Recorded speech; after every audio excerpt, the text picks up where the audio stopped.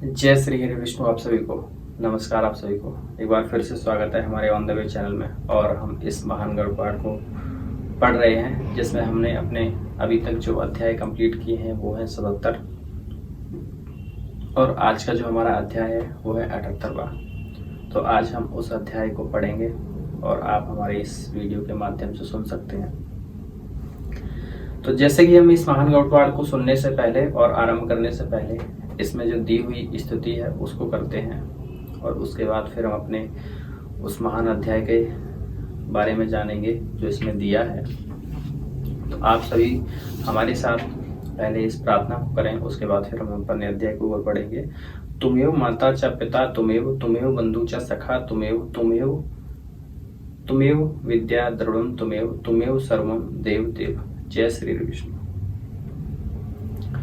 तो आइए हम अपने अध्याय की ओर बढ़ते हैं और जानते हैं कि आज का हमारे अध्याय का नाम क्या है।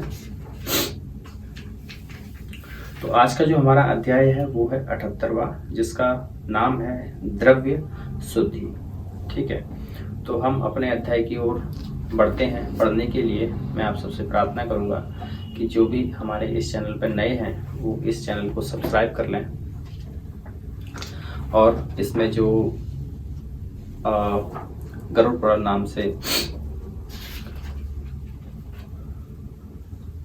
प्लेलिस्ट बनी है उस प्लेलिस्ट में जाके अभी तक जितने अध्याय हुए हैं वो सारे अध्याय अपलोड हो चुके हैं। ठीक है, तो वो एक एक करके सुन सकते हैं जो भी नए हैं। और इस वीडियो को शेयर करें और चैनल को भी सब्सक्राइब करें ताकि आपको इस महान गरुड़ पुराण को सुनने का मौका मिले और आप सभी से शेयर करके औरों को भी सुनना है। तो चलिए आइए ज़्यादा समय ना लेते हुए हम इस अपने महान गरुड़ पुराण के अध्याय नंबर 78 को आरंभ करते हैं। द्रव्य शुद्धि। जय श्री भगवान विष्णु का नाम लेकर। तो याज्ञवल्क्य जी ने कहा, हे श्रेष्ठ मुनिजनों, अब मैं द्रव्य शुद्धि का वर्णन कर रहा हूँ, आप सब उसका ज्ञान प्राप्त करें।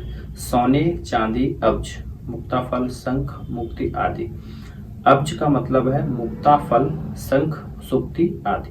शाक, रस्सी तथा बकरे आदि के चमड़े से बनाए गए पात्र, होत्र, चमस आदि यदि किसी चिकने पदार्थ के लेप से रहित हैं और उच्छिष्ट, हाथ आदि से ही केवल स्पृष्ट हैं तो इनकी शुद्धि जल से प्रक्षालन मात्र करने पर हो जाती है। यज्ञ में प्रयुक्त इष्णुक एवं इष्णुवाकी शुद्ध उष्ण जल से तथा धान्यादि का शुद्धिकरण जल के प्रोक्षण से होता है। काष्ठ और सींग आदि से विनिर्मित पत्रादिक की शुद्धि छीलने से होती है।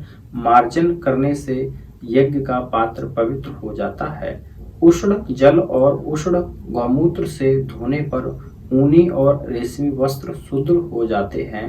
ब्रह्मचारी के हाथ में विद्यमान भिक्षा प्राप्त अन्न, बाजार में विक्रय के लिए रखा अन्न तथा स्त्री का मुख पवित्र होता है। मिट्टी का पात्र अग्नि में पुनः पकाने पर शुद्ध होता है यदि चांडाल आदि से स्पृष्ट नहीं है। गौ के द्वारा सूंघे जाने पर और केश, मच्छी का एवं कीटादि से दूषित होने पर अन्न की शुद्धि यथा योग्य जल, भस्म तथा मिट्टी डालने से हो जाती है। भूमिका पवित्रीकरण मार्जनादि करने पर होता है। रांगा, सीसा तथा ताम्र पात्र की शुद्धि छार और अलमिश्रित जल से होती है। कांस्य और लोह पात्रों की शुद्धि भस्म तथा जल से मार्जन करने पर होती है। अज्ञात वस्तुएं तो सदैव पवित्र ही रहती हैं। अमेध्य शरीर से निकलने वाले मल, वसा, शुक्र और श्लेष्मा आदि से लिप्त पात्र की शुद्धि मिट्टी और जल के द्वारा पारिमार्जित कर उनमें व्याप्त गंध एवं लेप को दूर करने से होती है। प्राकृत द्वारा भूमि में एकत्र जल, जौ, जो गौ का संतृप्त करने में पर्याप्त हो सदैव शुद्ध होता है। सूर्य रश्मि, अग्नि, धूल, वृक्ष छाया, गौ, अश्व, पृथ्वी, वायु तथा ओस की बूंदें पवित्र ही होती हैं। मनुष्य को स्नान करने के बाद, जल पीने के बाद, छींक आने के बाद, शयनोपरांत भोजन करने पर, मार्ग में चलने पर तथा वस्त्र बदलने पर पुनः आचमन करना चाहिए। जमाई लेने पर, निष्ठवीन, थूकने पर, शयन करने पर, वस्त्र धारण करने पर और आश्रुपात होने पर इन 5 अवस्थाओं में आचमन नहीं करे, अपितु दक्षिण कान का स्पर्श कर ले। ब्राह्मण के दक्षिण कान पर अग्नि आदि देवता सदैव विराजमान होते हैं। तो ये हमारा अध्याय था 78वां। इसमें था द्रव्य शुद्धि। अब हमारा जो अगला अध्याय है वो है 79वां 79, जिसका नाम है दान धर्म की महिमा। तो दान धर्म की इसमें महिमा बताई गई है, तो आप ध्यान से इस अध्याय को सुने। हम इसी वीडियो में इसको कंटिन्यू करते हैं। याज्ञवल्क्य जी ने पुनः कहा, हे ऋषियों, अब मैं दान धर्म की महिमा का वर्णन करता हूँ, उसे आप सुने। ठीक है, तो आप भी ध्यान से सुनिए। अन्य वर्णों की अपेक्षा ब्राह्मण श्रेष्ठ हैं, मतलब जितनी भी जातियां हैं उसमें ब्राह्मण श्रेष्ठ हैं। उनमें भी जो सत्क्रियवान कर्मनिष्ठ ब्राह्मण है वे श्रेष्ठ हैं। मतलब उन ब्राह्मणों में भी जो सत्क्रियवान ब्राह्मण हैं, ठीक है, वो श्रेष्ठ हैं। उनमें श्रेष्ठ हैं। उन कर्मनिष्ठों में भी विद्या तथा तपस्या से युक्त ब्राह्मण तत्ववेत्ता श्रेष्ठ तथा सत पात्र हैं। गृहस्थ के द्वारा गौ, भूमि, धान्य तथा सुवर्ण आदि का दान सत पात्र को उसका पूजन करके दिया जाना चाहिए। विद्या एवं तपस्या से हीन ब्राह्मण को प्रतिग्रह स्वीकार नहीं करना चाहिए। इस प्रकार दान लेने पर वह प्रदाता और स्वयं को अधोगामी बना देता है। प्रतिदिन उपयुक्त पात्र को दान देना चाहिए। निमित्त सूर्य ग्रहण, चंद्र ग्रहण आदि विशेष अवसर उपस्थित होने पर विशेष रूप से अधिक दान देना चाहिए।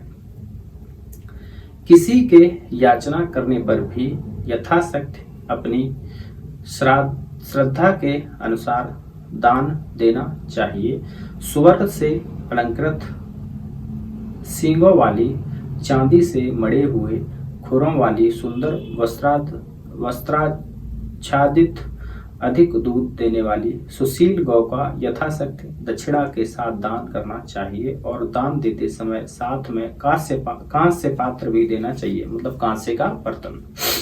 सींग में 10 सौवर्णिक, 160 मासा सोना तथा खुर में 7 पल चांदी लगाना चाहिए एवं दोहन पात्र 50 पल कांसे का होना चाहिए।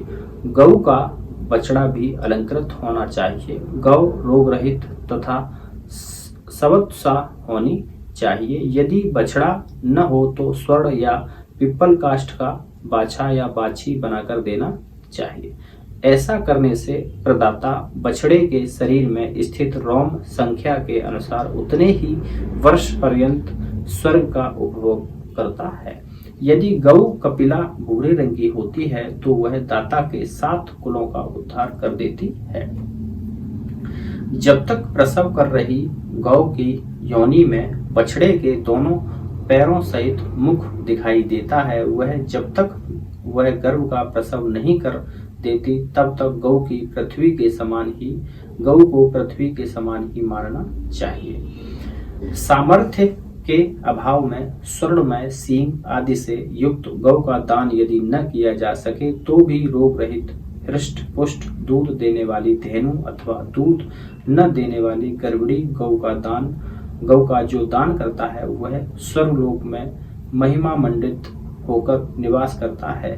थके हुए प्राणी की आसनादिक दान के द्वारा थकान दूर करने का योग, रोगी की सेवा करना, देव पूजन करना, ब्राह्मण का पद प्रक्षालन करना तथा ब्राह्मण द्वारा उच्छिष्ट किए गए स्थान और पात्र का मार्जन कृत्य विधिवत दिए गए गोदान के समान फलदायक होता है।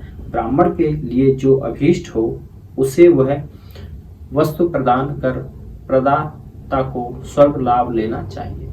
भूमि, दीप, अन्न, वस्त्र और घृत के दान से प्रदाता लक्ष्मी प्राप्त कर सकता है। घर, धान्य, छाता, माला, उपयोगी वृक्ष, यान, सवारी, घृत, जल, सैया, कुमकुम, चंदन आदि प्रदान करने से स्वर्गलोक में प्रतिष्ठा प्राप्त होती है।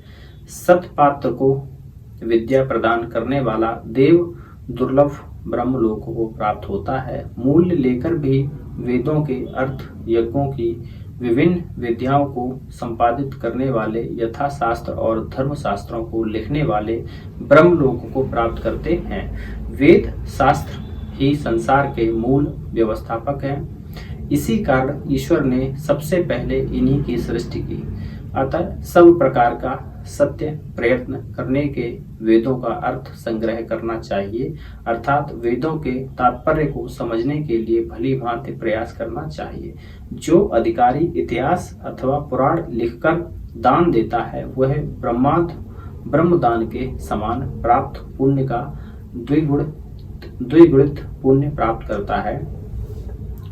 द्विज को नास्तिकों के वचन, कुतर्क तथा प्राकृत और म्लेच्छ भाषा भाषित वचन नहीं सुनने चाहिए, क्योंकि ये शब्द द्विज को अधोगति में ले जाते हैं। दान ग्रहण करने का सामर्थ्य रहने पर भी जो लोग दान ग्रहण नहीं करते वे लोग उन्हीं लोगों को प्राप्त करते हैं जो दान दाता को प्राप्त कर होते हैं।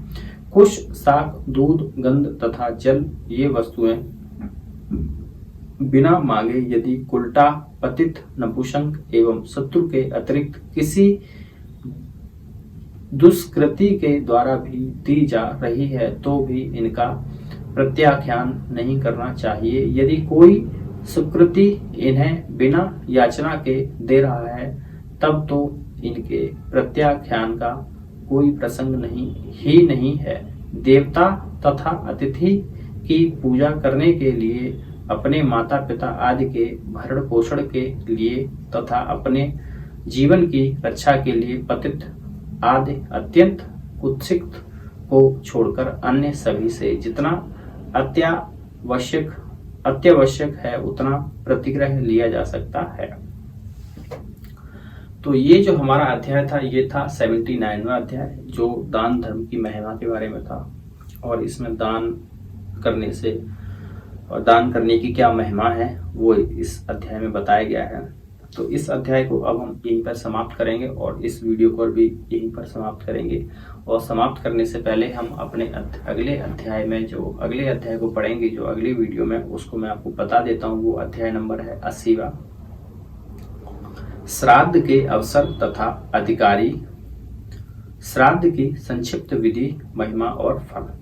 ठीक है, तो अगला अध्याय हमारा श्राद्ध के बारे में है, तो जिसमें हम महिमा जानेंगे और उसका फल क्या होता है वो जानेंगे, वो भी संक्षिप्त में। ठीक है, तो इस महान गरुड़ा को आज हम यहीं पर विराम देते हैं। तो मिलते हैं अगले वीडियो में। जय श्री हरि विष्णु, आप सभी को नमस्कार।